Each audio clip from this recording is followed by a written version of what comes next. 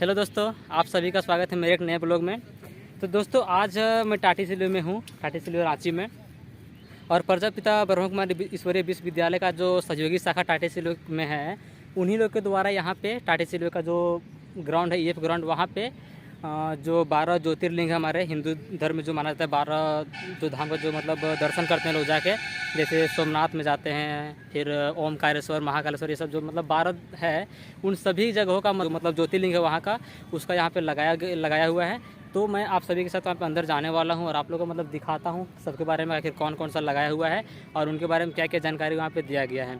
तो आप लोग को मेरे पीछे में पंडाल दिख रहा है आप लोग को। तो पंडाल मतलब पहले बाहर से चारों तरफ से घिरा हुआ है, फिर उसके अंदर में छोटा छोटा करके सभी को ज्योतिर्लिंग जो है उसको मतलब लगाया गया है। तो हम लोग जाएंगे अंदर में और एक एक करके सबको देखेंगे और सबके बारे में थोड़ा थोड़ा जानकारी प्राप्त करेंगे कि आखिर सबका जानकारी क्या है। ठीक है दोस्तों, चलते हैं आप लोग के साथ में। दोस्तों आप लोग को दिख रहा है हम लोग जो मेन गेट है उसके बाहर में खड़े हो चुके हैं और हम लोग अंदर चलते हैं, अब उसके बाद देखते हैं।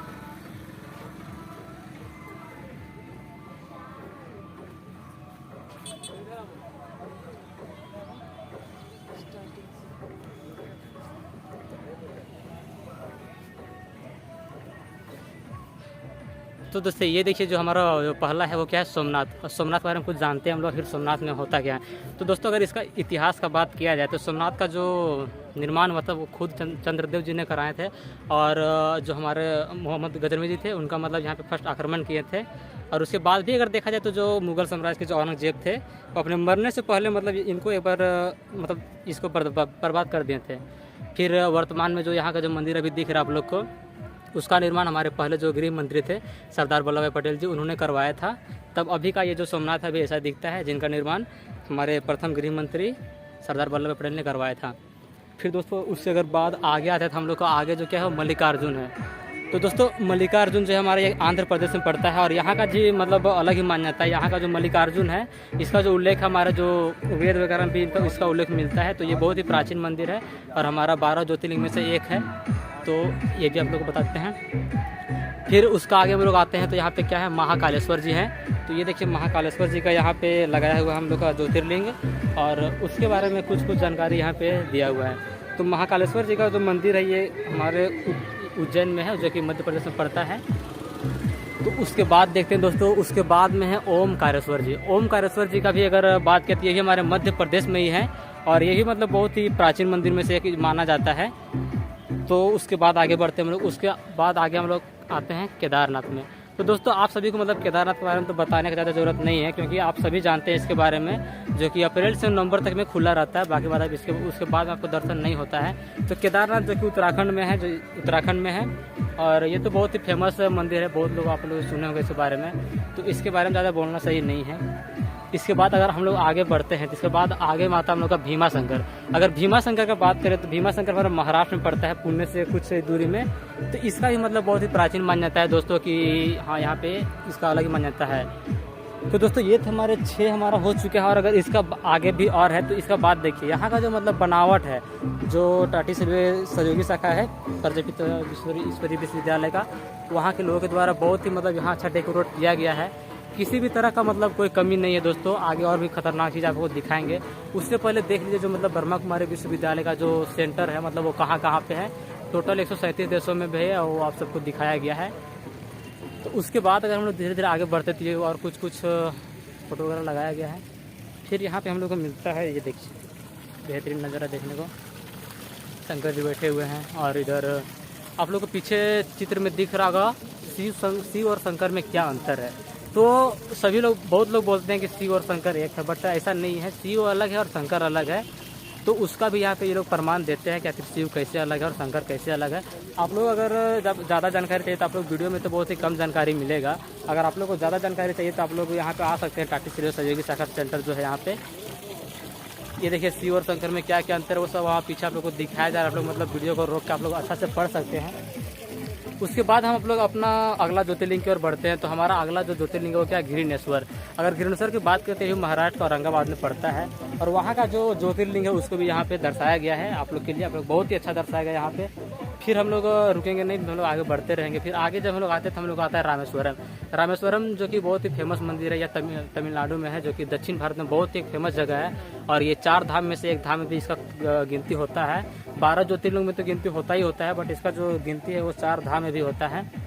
तो इसका एक अलग ही ये मज़ा है यहाँ पे जाने में। इसकी कहानी बहुत सारा अलग अलग है। ये देखिए रामेश्वरम का जो ज्योतिर्लिंग वो दर्शाया गया है। तो दोस्तों अगर हम लोग अपना अगला ज्योतिर्लिंग का बात करें तो वो नागेश्वर है। अगर नागेश्वर का बात करें तो ये भी सौराष्ट्र गुजरात में पड़ता है। और इसका अगर आप लोग कहानी जानिएगा तो बहुत ही मतलब गजब का कहानी है इस मंदिर का। आप लोग जरूर पढ़िएगा इसके बारे में। और ये रहा नागेश्वरम का जो मतलब ये है ज्योतिर्लिंग, वो यहाँ पे लगाया गया है। बहुत ही अच्छा लग रहा है देखने में। फिर उसके बाद हम लोग आगे बढ़ते हैं दोस्तों। तो हमारा अगला जो ज्योतिर्लिंग है, बहुत ही मतलब गर्व का बात है कि जो अगला ज्योतिर्लिंग है वो बैद्यनाथ जो कि हमारे झारखंड के संथाल परगना में ही पड़ता है।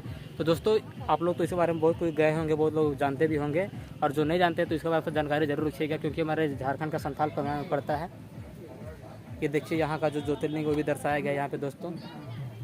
फिर उसके बाद हम लोग अपना आगे बढ़ते हैं अपना ज्योतिर्लिंग दर्शन में। तो हमारा आता है त्र्यंबकेश्वर। तो त्र्यंबकेश्वर भी बहुत ही फेमस मंदिर है, और यहाँ का जो मतलब ये क्षेत्र में जो पड़ता है वो नासिक महाराष्ट्र में है। और इसका अगर इतिहास अगर आप लोग जानिएगा तो बहुत ही अच्छा इतिहास मिलता है यहाँ जानने को आपको। और ये मतलब बहुत ही प्राचीन समय से हम लोग का जो है ये मंदिर है, तो आप लोग इस बारे में ज़रूर जानते होंगे। और इसका अंदर का जो ज्योतिर्लिंग है वो भी यहाँ पे दर्शाया गया है, आप लोग को दिख रहा होगा। और अगर उससे आगे बढ़ते हैं हम लोग तो सबसे लास्ट में जो हमारा आता है 12 ज्योतिर्लिंग में से विश्वनाथ। तो विश्वनाथ आप सभी को पता है ये उत्तर प्रदेश में वाराणसी में शहर में पड़ता है। मेरा पिछला वीडियो जो था मैं यहीं पे गया था काशी विश्वनाथ, वहाँ का एक वीडियो था, आप लोगों ने देखा जरूर होगा। और ये रहा उसका ज्योतिर्लिंग जो है विश्वनाथ का वो। तो दोस्तों यहाँ पे सिर्फ ज्योतिर्लिंग का ही नहीं बल्कि और भी कुछ कुछ मोटिवेशनल और कुछ कुछ सच्चाई के बारे में मतलब प्रदर्शनी टाइम में लगाया गया है। तो जानते हैं आखिर पहला ये जो पोस्टर है इसमें क्या है, आप अपनी समस्याओं का कारण और निवारण स्वयं। तो दोस्तों ये सही बात है कि अगर हमारा समस्या है तो उसका कारण भी हम और उसका जो सॉल्व करने का जो क्षमता है वो हम ही कर सकते हैं। हमें किसी और पर डिपेंड नहीं होना अपनी समस्याओं को लेकर, और किसी और पे मतलब नहीं रहना है क्या वो मेरा समस्या सॉल्व करेगा। हम अपने समस्या का भी कारण खुद है और उसको निवारण भी खुद कर सकते हैं। और उसके आगे क्या है, इसका अगर आगे देखें सृष्टि परिवर्तन के लिए सब परिवर्तन आवश्यक है। तो ये भी कथन बहुत ही सही है, क्योंकि अगर आपको पूरा अगर दुनिया को बदलना है तो पहले खुद को बदलना पड़ेगा। अगर आप खुद को बदलिएगा तो ही फिर आप अपने जीवन को तो बदलना पड़ेगा, उसके बाद आप पूरा संसार को बदल सकते हैं। प्रभु के प्रति संपन्नता ही निश्चिंत जीवन का आधार है। तो ये भी बहुत कथन सही है कि अगर हम अपने आप को समर्पण करते प्रभु के ऊपर तो हमारा जो जीवन है बहुत ही निश्चिंत हो जाए, किसी भी तरह को डर नहीं रहेगा, क्योंकि हम क्या दूसरे पे समर्पित हो जाएंगे। तो सकारात्मक संकल्प और शक्तिशाली वृत्ति वायुमंडल को परिवर्तन करने का मात्र साधन है। तो दोस्तों ये आप लोग बहुत ही ज़रूरी है, क्योंकि सकारात्मक संकल्प अभी के समय में अगर देखा जाए तो हमारा जो वायुमंडल है बहुत ही मतलब नकारात्मक संकल्प से प्रभावित हो चुका है। तो उसको अगर सकारात्मक करना है तो पहले खुद सकारात्मक सोचना पड़ेगा और अपने वायुमंडल को भी सकारात्मक करना पड़ेगा। उसके बाद फिर क्या है, श्रेष्ठ कर्म का ज्ञान ही श्रेष्ठ तकदीर की लकीर खींचने की कलम है। तो दोस्तों आप लोगों को भी पता है कि अगर हम कर्म सही करेंगे और हमें सही कर्म करने का ज्ञान रहेगा तभी हम अच्छी कर्म कर सकते हैं और अपना तकदीर भी अच्छा लिख सकते हैं। और उसके बाद इधर में देखिए हमारा जो भारत के उत्थान और पतन का 84 जन्म का है अद्भुत कहानी यहाँ पे दिया हुआ है। सतयुग होता है, फिर हमारा त्रेता युग आता है, फिर हमारा द्वापर आता है, फिर हमारा कलयुग आता है जो कि अभी चल रहा है। तो यही सब यहाँ पे दिखाया हुआ है। फिर अगर इधर मुड़ते हैं हम लोग तो आप लोग को दिख रहा है अमरनाथ का गुफा। तो छोटा सा मतलब यहाँ पे हम लोग एक अमरनाथ जी का गुफा बनाया हुआ है। ये मतलब खुद से बनाया हुआ गुफा है जो रुई वगैरह डाल के, जो कि देखने में बहुत ही अच्छा लग रहा है। ये मतलब अमरनाथ का जो गुफा है वहाँ के बारे में थोड़ा सा यहाँ पे जानकारी मिलता है। और इधर का अगर देखा जाए तो मतलब इधर स्टेज वगैरह बनाया हुआ था, क्योंकि यहाँ पे सिर्फ आध्यात्मिक परिचय नहीं बल्कि मतलब शाम में यहाँ पे एक कार्यक्रम भी होता है, तो उसी के लिए मतलब ये बनाया हुआ है। और इस साइड में भी अगर देखें तो इस साइड भी कुछ पोस्टर लगाया हुआ है, जो कि अगर आप लोग को इस सब के बारे में अगर अच्छे से जानकारी चाहिए तो आप लोग को तो तुरंत तो नहीं पता चलेगा, आप लोग को टाइम देना पड़ेगा थोड़ा सा। आप समय निकाल के यहाँ पे अगर आते हैं तो आप सभी को जो जितना भी यहाँ पे फ़ोटो वगैरह दिख रहा है उस सब के बारे में सही जानकारी आप लोग को मिल जाएगा। तो दोस्तों आप अगर यहीं अगल बगल के हैं तो आप भी ज़रूर यहाँ पे आएँ। आप मतलब दिन में कभी भी आ सकते हैं, आपको हमेशा यहाँ पे मतलब अवेलेबल मिलेंगे दीदी लोग, और आप लोग दीदी बता रहे हैं तो वैसे ही आप लोग को ये बताया जाएगा। ये देखिए दोस्तों बहुत ही मस्त यहाँ का डेकोरेशन किया गया था।